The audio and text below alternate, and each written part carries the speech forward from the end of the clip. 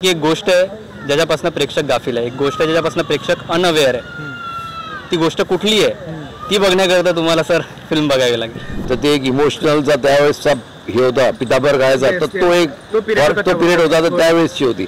ही different आहे आणि अशी स्टोरी आजपर्यंत मी हिंदीमध्ये पण नाही पाहिली, मराठीमध्ये तर हा विषयच नाही आहे. नमस्कार, मी नितीन मोरे. लेट्सअप मराठीमध्ये तुमच्या सगळ्यांचं स्वागत करतोय.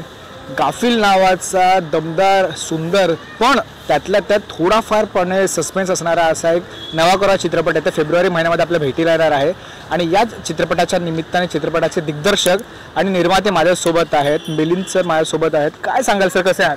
नमस्कार. अगदी छान, खूप छान. सर काय सांगाल एकंदरीत गाफील हा शब्द जेव्हा आपण ऐकतो तेव्हा कुठे ना कुठेतरी त्याच्या मागची खूप सारे अशी सिमिलर वर्ड्स येतात.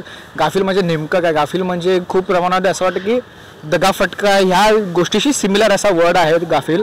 काय सांगाल तुमच्या दृष्टिकोनातून, एका दिग्दर्शकाच्या दृष्टिकोनातून गाफील काय आहे?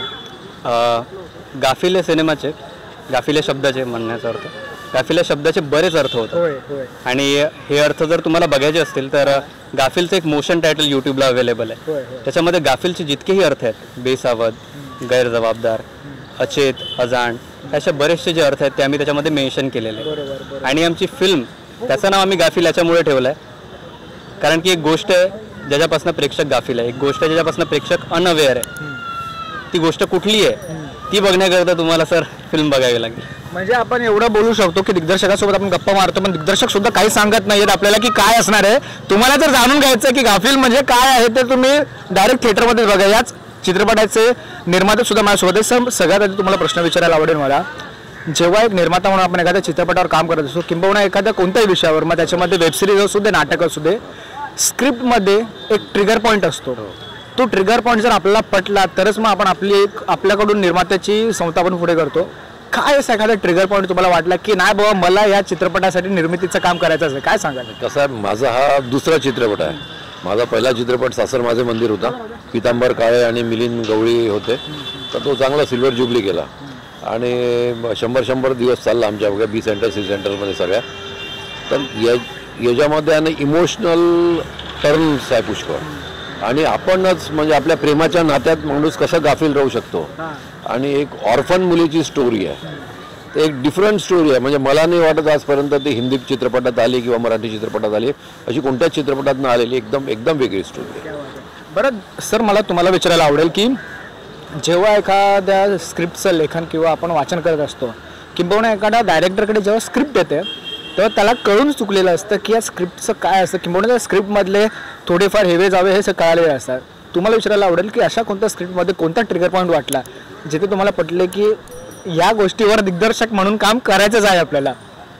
बघा, सगळ्यात आधी सांगेल की फिल्मचं लेखन आणि दिग्दर्शन दोन्ही मीच केलं आहे. लेखन करताना आपण सगळ्यात आधी काय म्हणतो की एक आयडिया जी तुम्हाला 1-2 लाईनमध्ये जर नरेट नसेल करता येत तर ती स्टोरीच नाही. बरोबर. जर तुम्हाला स्टोरी 1-2 लाईनमध्ये नरेट नाही करता आली तर ती स्टोरी नाही, असं माझं मत आहे.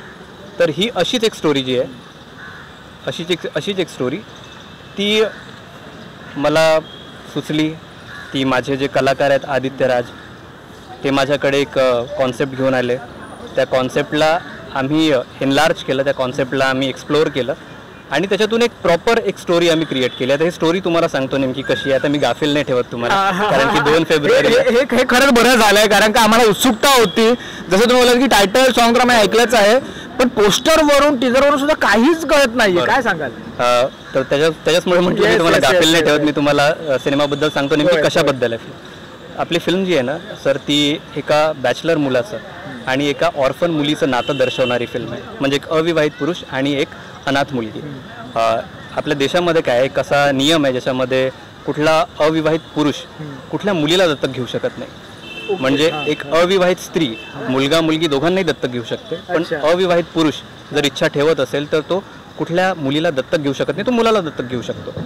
तर आपल्या फिल्मचं जे लीड कॅरेक्टर आहे, जे की आपण एका प्लेबॉयचं कॅरेक्टर दाखवलं आहे, एक असा व्यक्ती ज्याचा स्त्रियांकडे बघण्याचा जो दृष्टिकोन आहे तो दुय्यम आहे, तो प्राथमिक नाही आहे. तर अशा व्यक्तीच्या आयुष्यात काय घडतं की जेणेकरून त्याला एक गर्ल चाइल्ड अडॉप्ट करायची गरज पडते. असं काय होतं की ज्याच्यामध्ये त्याचं एक निगेटिव्ह व्यक्तीतून एका पॉझिटिव्ह व्यक्तीमध्ये रूपांतर होतं, ट्रान्सफॉर्मेशन होतं.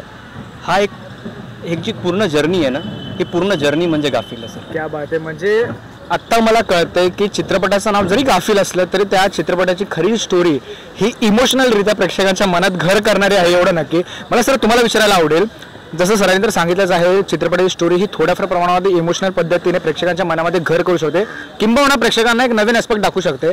एक निर्माता म्हणून सुद्धा आणि प्रेक्षक म्हणून सुद्धा तुम्ही या स्टोरीकडे कशा पद्धतीने बघता?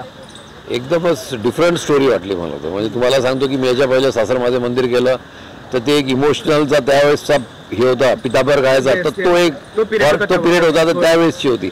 ही डिफरंट आहे आणि अशी स्टोरी आजपर्यंत मी हिंदीमध्ये पण नाही पाहिली, मराठीमध्ये तर हा विषयच नाही आहे. एकदम डिफरंट आहे आणि अँगल पण डिफरंट आहे आणि तुम्हाला कुठेच वाटणार नाही. इव्हन आमचा हिरो असं तुम्हाला वाटेल की साऊथचा हिरो आहे, लुकवरून तसंच वाटतं की तो साऊथचा आहे म्हणून.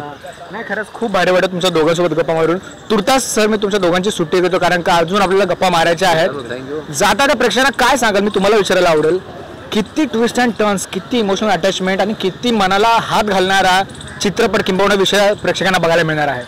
सर बघा 2 फेब्रुवारी या तारखेला आपण चित्रपट रिलीज करतो. व्हॅलेंटाईनचा वीक येतोय सर, प्रेमाचा महिना म्हणतो आपण फेब्रुवारीला. तर यामध्ये एक चांगली रोमॅन्टिक फिल्म जर तुम्हाला सोडायची नसेल तर गाफील फिल्म तुम्ही नक्की बघा. याच्यामध्ये सर तुम्हाला एक रोमॅन्टिक एलिमेंट तर चांगला मिळेलच, पण त्याच्याऐवजी एक चांगला मेसेज सुद्धा मिळेल. बरोबर. एंटरटेनमेंट सुद्धा होईल आणि स्वतः कपल्समध्ये किंवा फॅमिली सोबत हा प्रत्येक एज ग्रुपला फिट बसणारा सिनेमा आहे. त्याच्यामुळे तुम्ही न चुकता बघावी आणि आपले रिव्ह्यूज जे आहेत ते आम्हाला सर नक्की कळू द्यावे, कारण की त्याच्यावरूनच आम्ही पुढच्या चित्रपटाची मांडणी करू, तयारी करू.